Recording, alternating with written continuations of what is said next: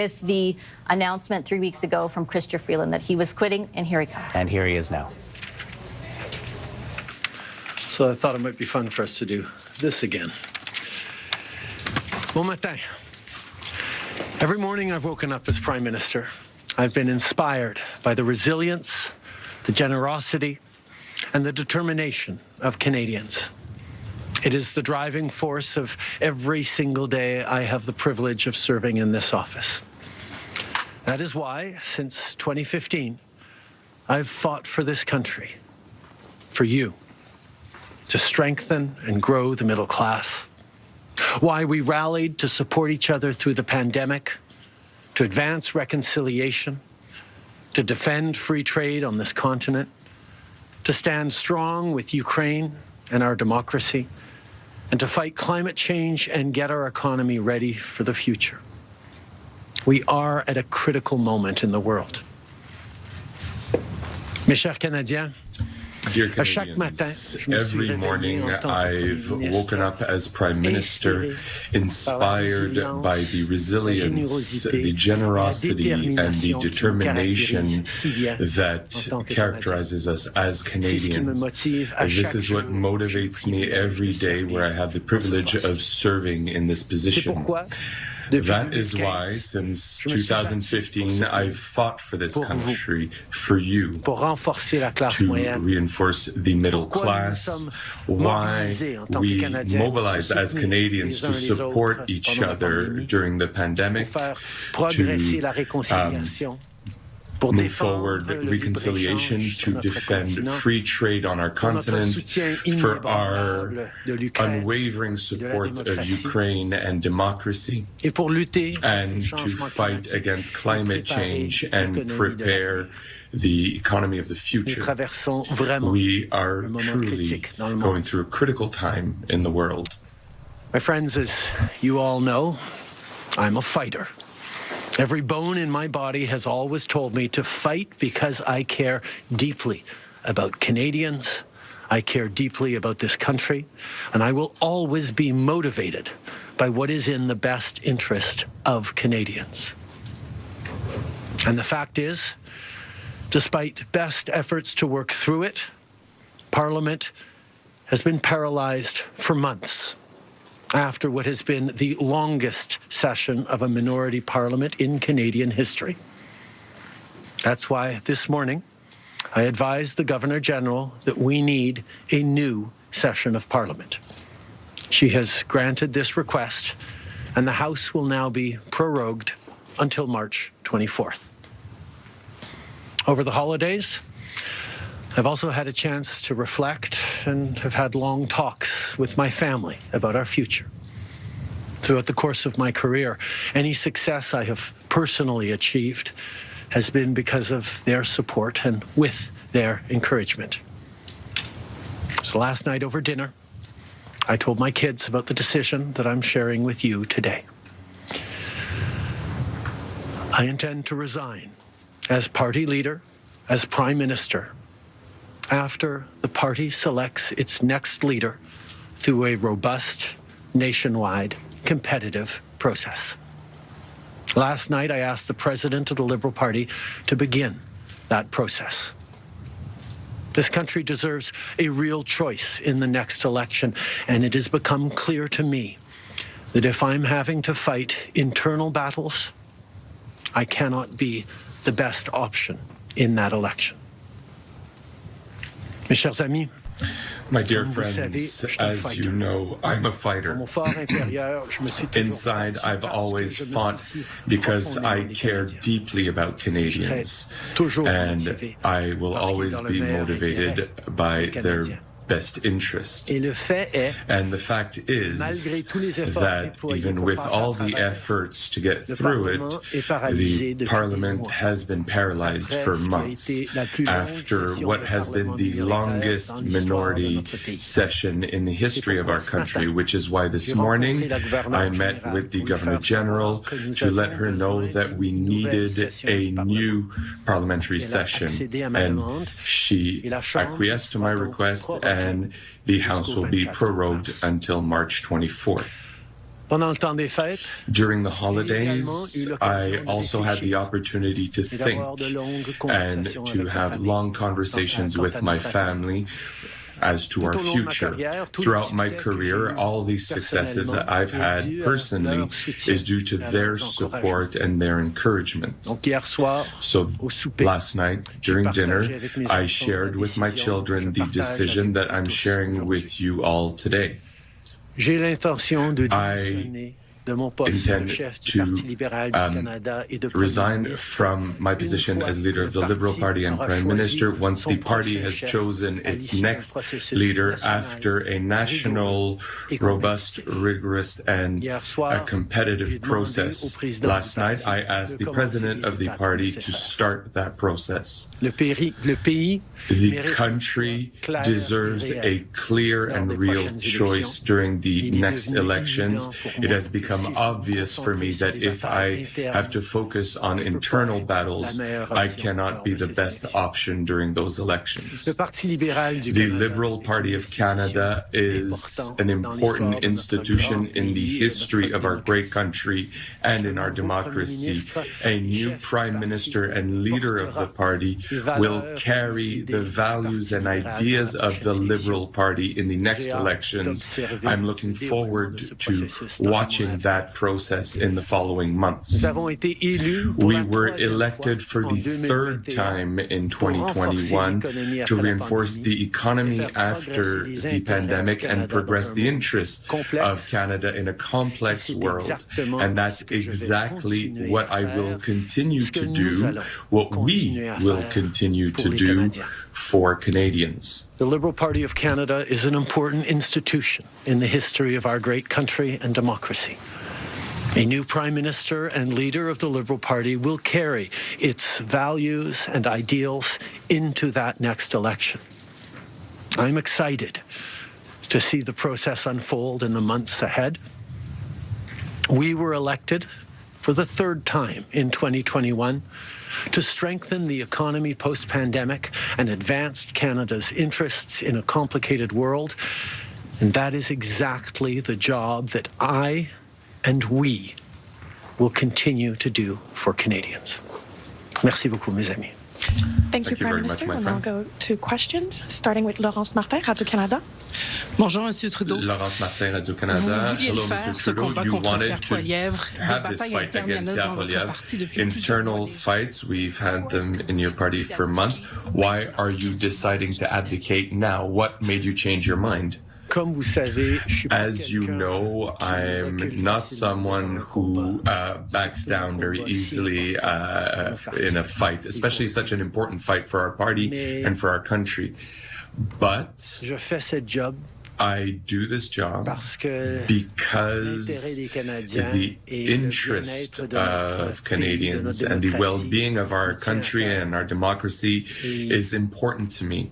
And it's become clear that I cannot be the leader in the next elections because of internal battles. As you all know, I am a fighter, and I am not someone who backs away from a fight, particularly when a fight is as important as this one is. But I have always been driven by my love for Canada, by my desire to serve Canadians, and by what is in the best interest of Canadians. And Canadians deserve a real choice in the next election. And it has become obvious to me with the internal battles that I cannot be the one to carry the Liberal standard into the next election. Vous êtes au pouvoir depuis près de 10 ans. Le Canada a changé avec votre gouvernement. Almost 10 years. Canada has changed under your government. If there is one thing that you did that you're very proud of, I know there's many, but maybe one and maybe a regret as well. Answer. In 2015, we were elected on a promise of working for the middle class in this country, and that's what we were able to do.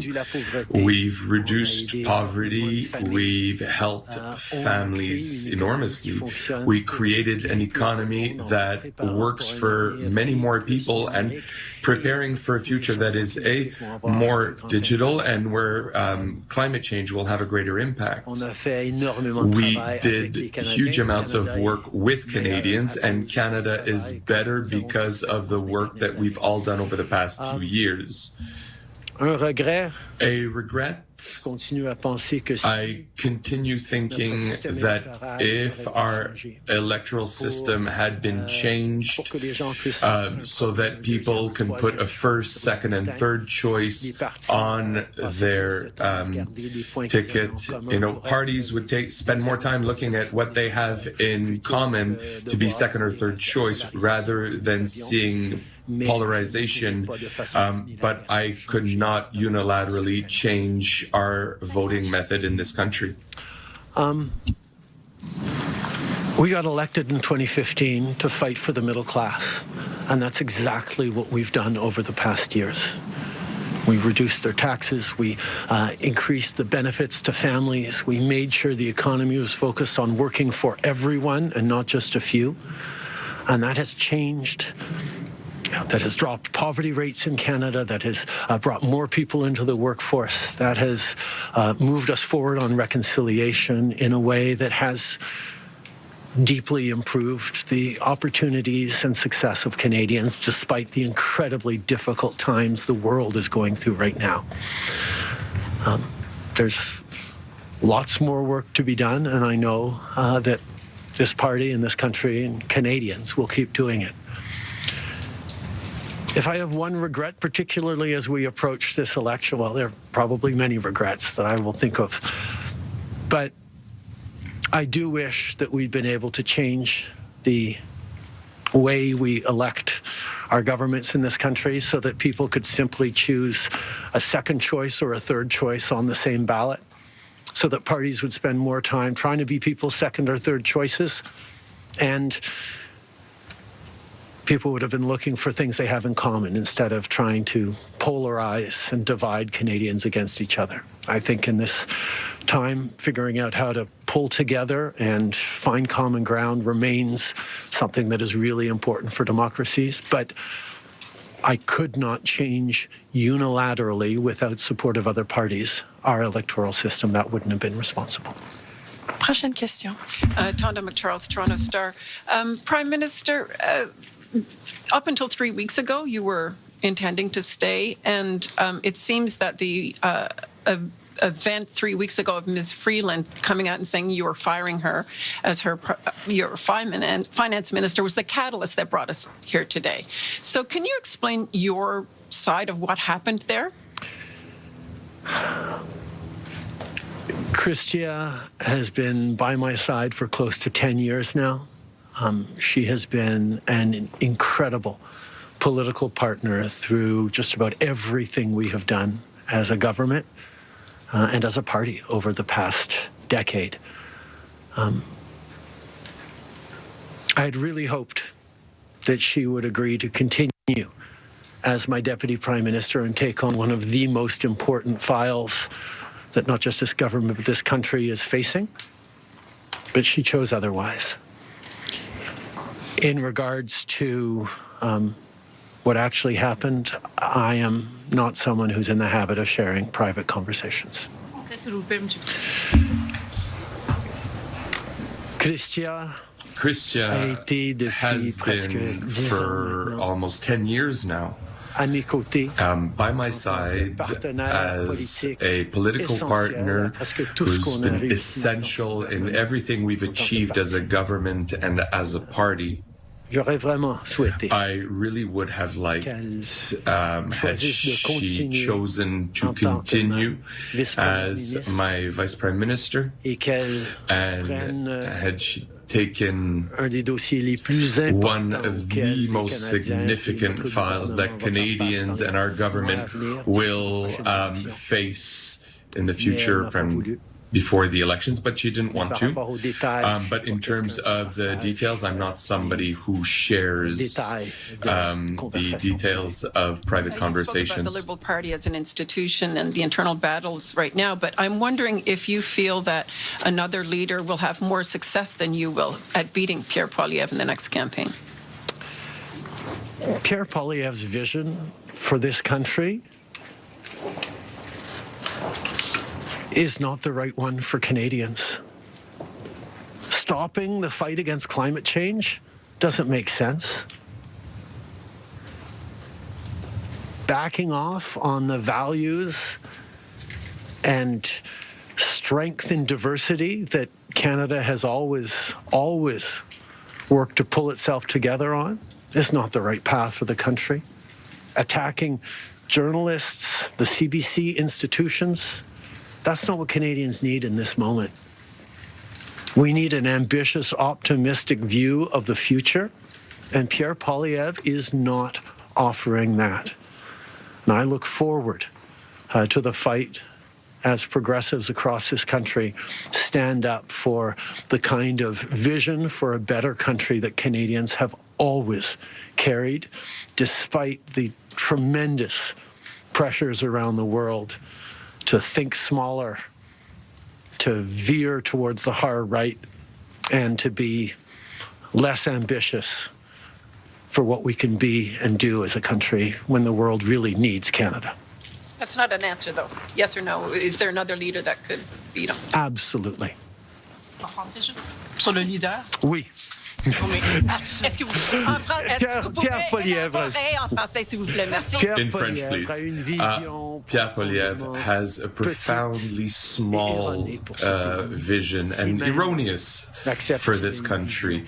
If we were even to accept he has a vision, to go back on fundamental rights and stop the defense or the fight against climate change, or to not invest in a greener economy or more inclusive economy, always looking for division between Canadians rather than bringing people together to face the future with optimism and ambitious. It's not the right choice for Canadians. And I look forward to continue to be part of a progressive movement that will look for a brighter future for Canadians based on optimism and the work that Canadians have always done to build a better world. Hello, Mr. Trudeau. 16 years ago, in December 2008, Stephen Harper broke Parliament to avoid a no-confidence vote that he knew he was going to lose because the three opposition parties were going to vote against him. Exactly like the situation in which you find yourself today. At the time, Stéphane Dion had said, and I quote, that this was against the Constitution, an affront to democracy. So I'd like to know why what was bad for Conservatives of Stephen Harper should be good for the Liberals of Justin Trudeau. The Governor General in 2008 had correctly concluded that the House had just given their confidence formally to the Harper government, regardless of a signed letter, which was a political document. The voice of the House counts. Therefore, before stopping work at the House before the holidays, we had 3 no-confidence votes, 3 confidence votes. And we will have to retest the confidence of the House in March to get through the necessary budget elements to make the government work. In 2008, the Governor General correctly concluded that because the very last times in the previous weeks that the confidence of the House had been tested, it had passed that confidence test, Stephen Harper continued to have the confidence of the House, and it actually would bear out because as soon as they came back from the prorogation, Stephen Harper won a confidence vote once again. So a political document or political speeches doesn't carry the kind of weight that winning a confidence vote means. But this prorogation will take us only into March, and there will be confidence votes in March in the passing of supply that will allow Parliament to weigh in on confidence in a way that is entirely in keeping with all the principles of democracy and the workings of our strong institutions. Mais avec respect, Monsieur Trudeau, y a-t-il pas With quelque chose respect, d'un peu Mr. Trudeau, isn't there something anti-democratic of suspending the possibility of Parliament of expressing its no confidence? The time it takes for your party to find its savior, shouldn't it just refer to the electors, the voters, and trigger an election? Hélène, you've very clearly seen, like everybody in the parliamentary press, the extent to which Parliament hasn't been working for the past few months. We're stuck in this question of privilege. There are obstruction motions constantly, and we've accomplished very little during the past few months in Parliament. Now, Parliament needs a reset. It needs to calm itself down, to get back to work for Canadians and not doing little politics constantly, which is what we're seing from the Conservatives. So this reset has two elements to it. First, a prorogation, so that we can start anew with a fresh approach to Parliament.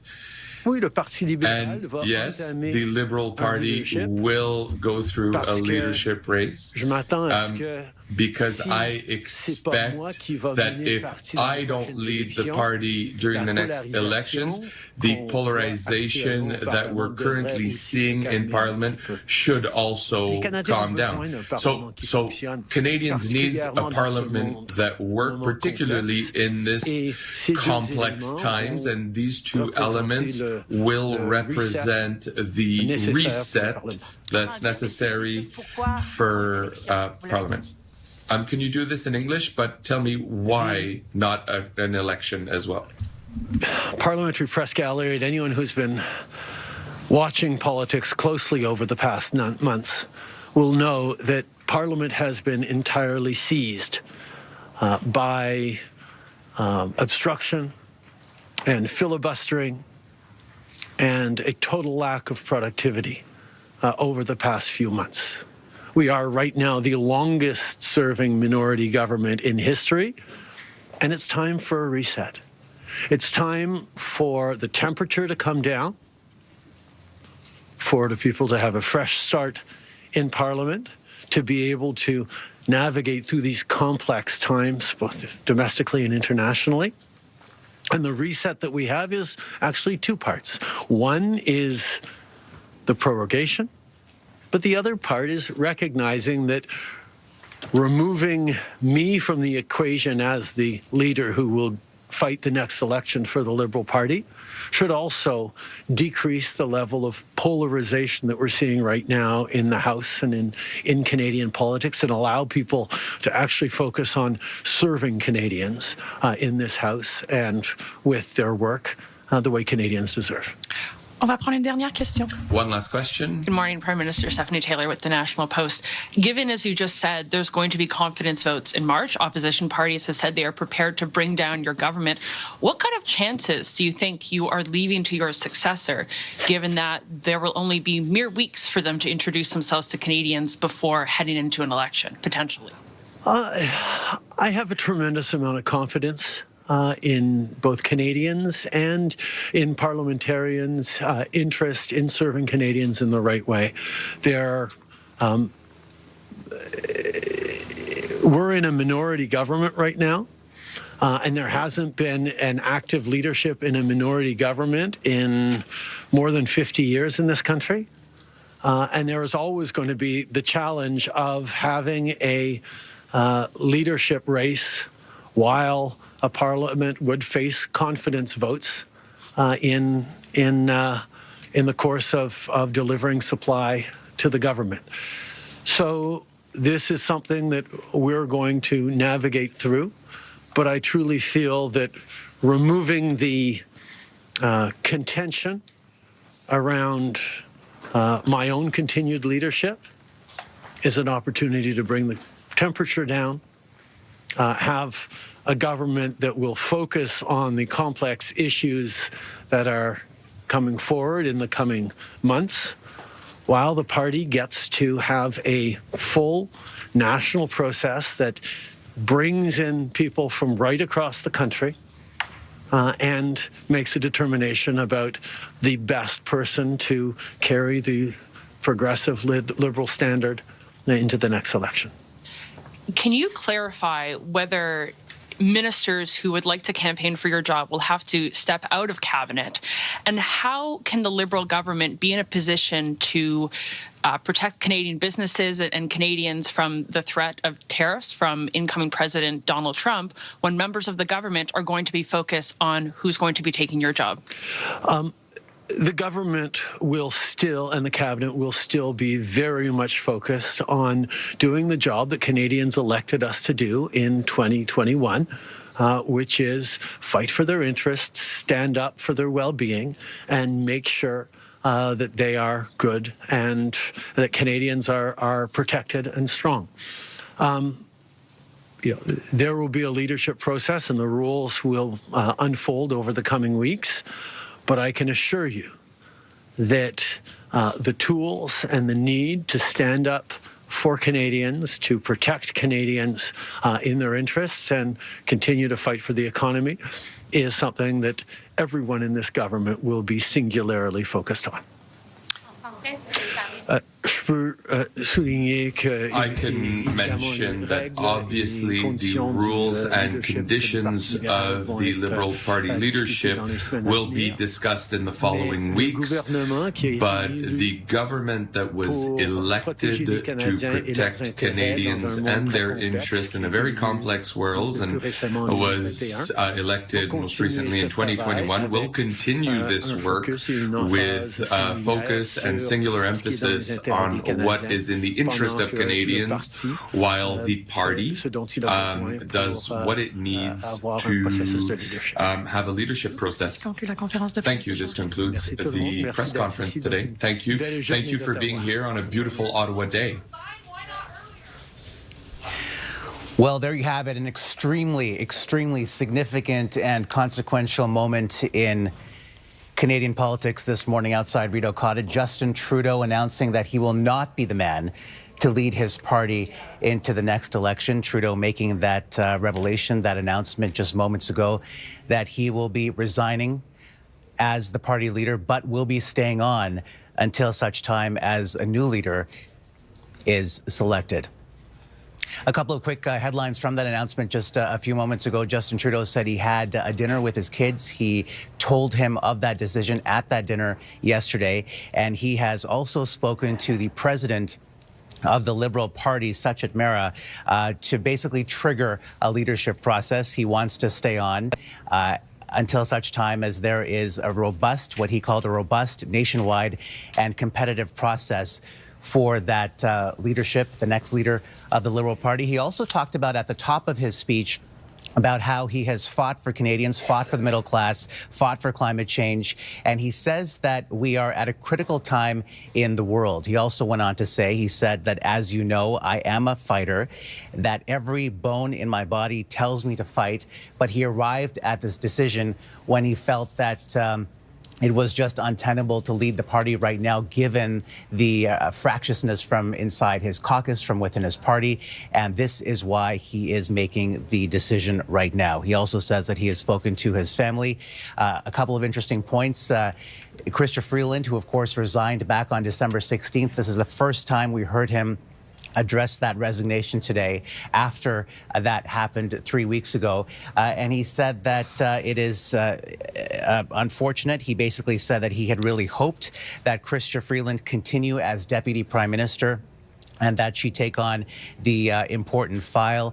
We can assume that he was referencing the Canada-US file, but she did not do that. He did not go into the private conversation that the two had. And he was also asked about his regrets. Let's bring in CTV's chief political correspondent, Vassy Kapelos, right now to talk about those regrets.